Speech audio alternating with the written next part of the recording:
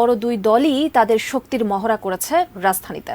সমাবেশ শেষ হতে না হতেই উত্তপ্ত হয়ে উঠছে দেশের রাজনৈতিক অঙ্গন।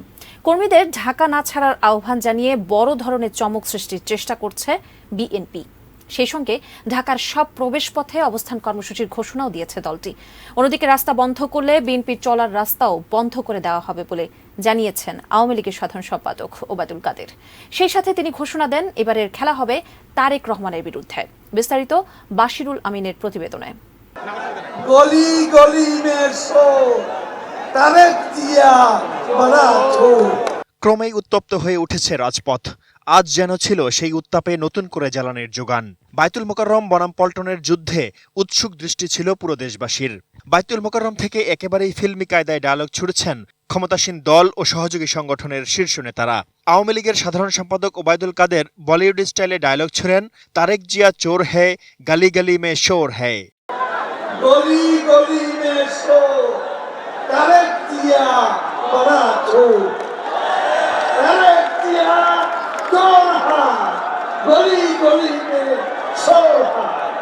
অন্যদিকে আওয়ামী লীগের সহযোগী সংগঠন ছাত্রলীগের সভাপতি সাদ্দাম হোসেন ছাত্রলীগের নেতাকর্মীদের উপস্থিতিকে ট্রেইলার আখ্যা দিয়ে বলেন, আজকে এখানে যে জমায়েত হয়েছে এটা ট্রেইলার, আগামী দিনে আরো বড় জমায়েত হবে। পিকচার আভি বাকি হ্যায় মেরে দোস্ত। আজকে তো সবে মাত্র শুরু হলো, এটা তো ট্রেইলার মাত্র, পিকচার আভি বাকি হ্যায় মেরা দোস্ত।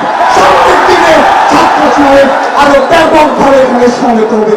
এবারের খেলায় প্রতিপক্ষকে এটা স্পষ্টই জানিয়ে দিয়েছেন আওয়ামী লীগের সাধারণ সম্পাদক। হুঙ্কার দিয়ে বলেন, খেলা হবে তারেক রহমানের বিরুদ্ধে, ভোট চুরির বিরুদ্ধে, হাওয়া ভবনের বিরুদ্ধে, ভুয়া এক দফার বিরুদ্ধে। খেলা হবে দুর্নীতির বিরুদ্ধে, লুটপাটের বিরুদ্ধে, খেলা হবে অর্থ পাচারের বিরুদ্ধে, খেলা হবে ভোট চুরির বিরুদ্ধে, খেলা হবে তারেকের বিরুদ্ধে, খেলা হবে হাওয়া ভবনের বিরুদ্ধে, খেলা হবে।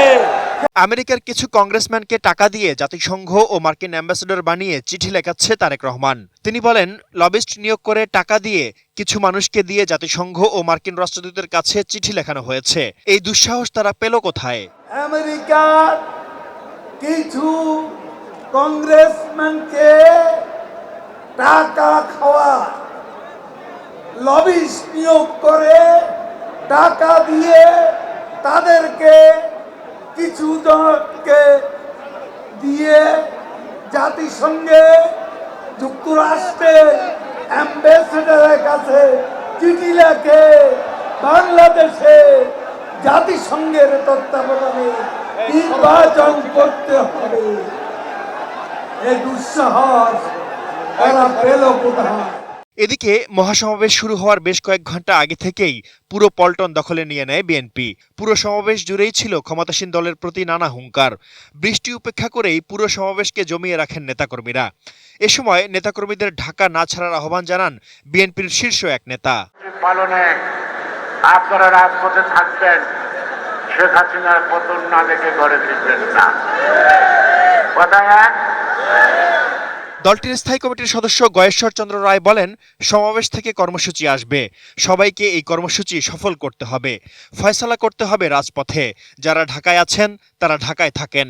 স্থায়ী কমিটির আরেক সদস্য আমির খসরু মাহমুদ চৌধুরী ক্ষমতাসীন দলকে উদ্দেশ্য করে বলেন, গণভবন ত্যাগ করুন, সংবিধানের অধীনে নির্বাচন ভুলে যান, সমস্ত বাংলাদেশ আজ জেগেছে। যত তাড়াতাড়ি সম্ভব আপনার সবকিছু প্যাক করে গণভবন ত্যাগ করার জন্য আপনি প্রস্তুত হন। এদিকে ঢাকা শহরের সব গুরুত্বপূর্ণ প্রবেশপথে আগামীকাল 29 জুলাই অবস্থান কর্মসূচি পালন করবে বিএনপি। বেলা 11টা থেকে বিকেল 4টা পর্যন্ত এ কর্মসূচি চলবে। 28 জুলাই বিকেলে রাজধানীর নয়াপল্টনে মহাসমাবেশ থেকে এ ঘোষণা দেন বিএনপি মহাসচিব মির্জা ফখরুল ইসলাম আলমগীর। কর্মসূচি পাল্টা কর্মসূচির এই সময়ে শনিবার বিএনপিকে কিভাবে প্রতিহত করবে আওয়ামী লীগ, এটাই এখন দেখার বিষয়। Desk report, ATN news.